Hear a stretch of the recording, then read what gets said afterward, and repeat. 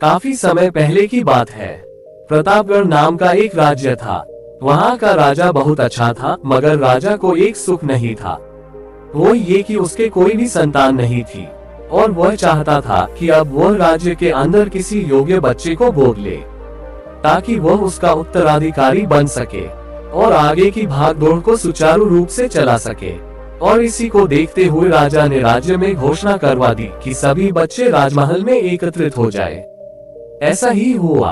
राजा ने सभी बच्चों को पौधे लगाने के लिए विभिन्न प्रकार के बीज दिए और कहा कि अब हम 6 महीने बाद मिलेंगे और देखेंगे कि किसका पौधा सबसे अच्छा होगा। महीना बीत जाने के बाद भी एक बच्चा ऐसा था जिसके गमले में वह बीज अभी तक नहीं फूटा था, लेकिन वह रोज उसकी देखभाल करता था और रोज पौधे को पानी देता था। देखते ही देखते 3 महीने बीत गए।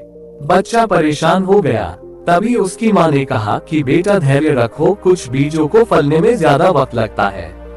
और वह पौधे को सींचता रहा।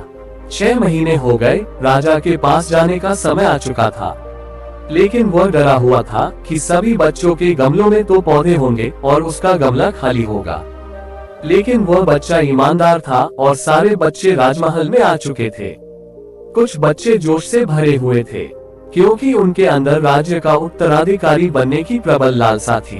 अब राजा ने आदेश दिया, सभी बच्चे अपने अपने गमले दिखाने लगे।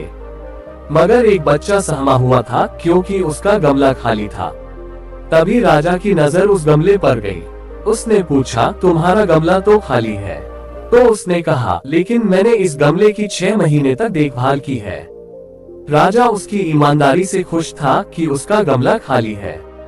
फिर भी वह हिम्मत करके यहाँ आ तो गया।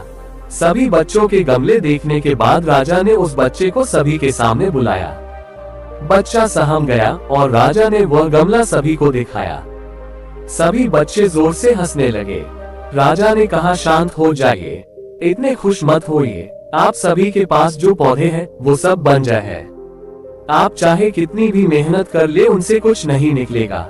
लेकिन असली बीज यही था। राजा उसकी ईमानदारी से बेहद खुश हुआ और उस बच्चे को राज्य का उत्तराधिकारी बना दिया गया।